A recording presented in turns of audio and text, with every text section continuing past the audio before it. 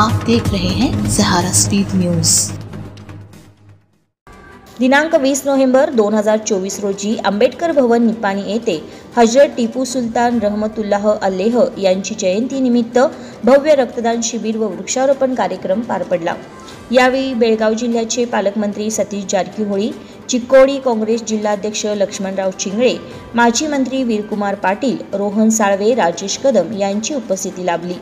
अब्बास भाई फरास व जावेद काजी यांच्या मार्गदर्शनाखाली हजरत टिपू सुलतान रहमतुल्लाह अल्लेह यांची जयंती कमिटीचे अध्यक्ष सैफुल पटेल, जरार खान पठाण, इम्रान बडेगर, टिपू सुलतान ननदी, फुरकान कुन्नुरे, सुभान नाईकवाडे, हुजैफ बागवान, अल्ताफ ननदी, मुजाहिद शेख, शकलेन जमादार व कमिटीचे कार्यकर्ते, आजी माजी नगरसेवक व अनेक समाजातील सामाजिक कार्यकर्ते यावेळी उपस्थित होते।